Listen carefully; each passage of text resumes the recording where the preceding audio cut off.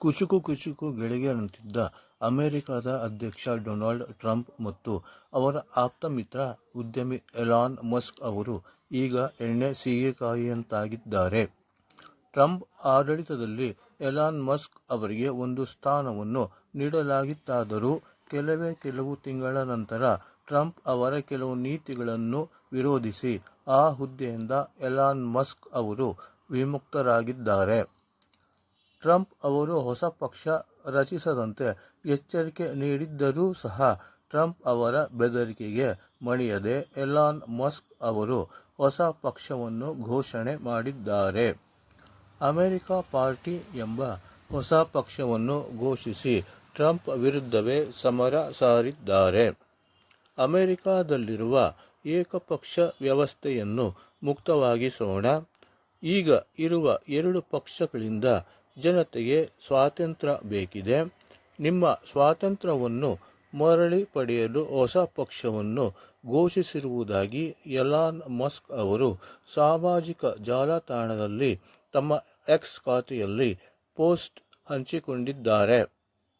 Musk ಅವರ America party ತಂತ್ರಜ್ಞಾನ ಸ್ನೇಹಿ, ಸ್ವಾತಂತ್ರ್ಯ ಪರ ಮತ್ತು ಸ್ಥಾಪನೆ ವಿರೋಧಿ ಮತದಾರರನ್ನು ಆಕರ್ಷಿಸಬಹುದು ಎಂದು ಹೇಳಲಾಗಿದೆ.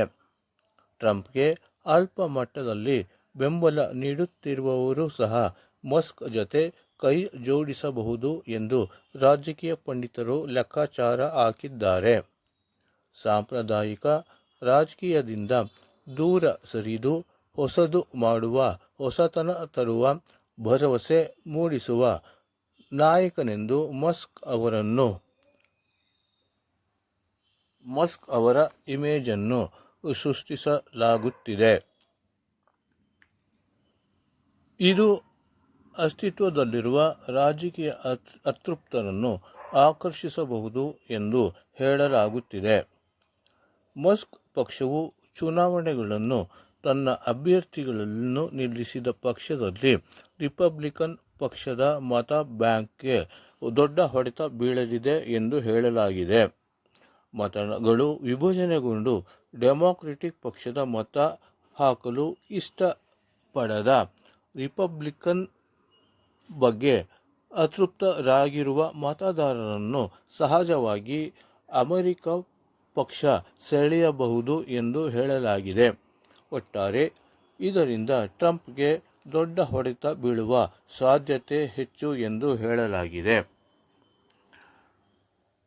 ನಿನ್ನೆ ಮೊನ್ನೆ ಆಪ್ತ ಮಿತ್ರರಂತಿದ್ದ ಎಲಾನ್ ಮಸ್ಕ್ ಮತ್ತು ಟ್ರಂಪ್ ಅವರು ದಿನ ಕಳೆಯುತ್ತಾ ಈಗ ಹಾವು ಮುಂಗುಸಿಯಂತಾಗಿರುವುದು ಕೂಡ ವಿಷಾದಕರ ವಿಚಾರವಾಗಿದ್ದು, ಒಟ್ಟಾರೆ ಟ್ರಂಪ್ ಕೆಲವು ಜನ ವಿರೋಧಿ ನೀತಿಗಳನ್ನು ಎಲಾನ್ ಮಸ್ಕ್ ಅವರು ಹಾಗಾಗಿ ಹೊಸ ಪಕ್ಷವನ್ನು ಸ್ಥಾಪಿಸಿದ್ದಾರೆ.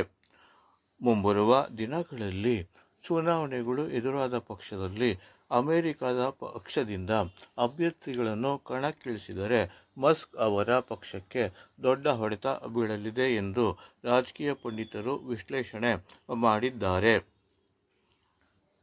ಈ ಬಾರಿ ಟ್ರಂಪ್ ವಿರುದ್ಧವೇ ಎಲಾನ್ ಮಸ್ಕ್ ಅವರು ಸೆಟೆದು ನಿಂತಿರುವುದು ಒಂದು ರೀತಿಯಲ್ಲಿ ಅವರಿಗೆ ದೊಡ್ಡ ಹೊಡೆತ ಬಿದ್ದಂತೆ ಆಗಿದೆ.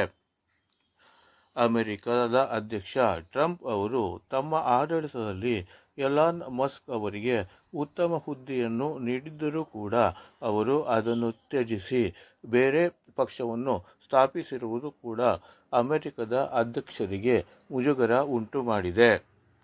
ಒಟ್ಟಾರೆ ಈ ಇಬ್ಬರು ಕುಚುಕು ಗೆಳೆಯರು ಈಗ ಹಾವು ಮುಂಗುಸಿಯಂತಾಗಿದ್ದು, ಮುಂದಿನ ದಿನಗಳಲ್ಲಿ ಇವರ ಪಕ್ಷ ಯಾವ ಹಂತ ತಲುಪಲಿದೆ, ಇವರ ಯೋಜನೆಗಳು ಏನಾಗಲಿದೆ, ಇವರ ನಡುವೆ ಇರುವ ಮನಸ್ತಾಪಗಳು ಇನ್ನೂ ಹೆಚ್ಚಾಗುವುದೋ ಅಥವಾ ಇಬ್ಬರು ಒಂದಾಗಿ ಅಮೆರಿಕ ದೇಶವನ್ನು ಮುನ್ನಡೆಸುವರೋ ಇದನ್ನು ಕಾಲವೇ ನಿರ್ಧರಿಸಬೇಕಿದೆ.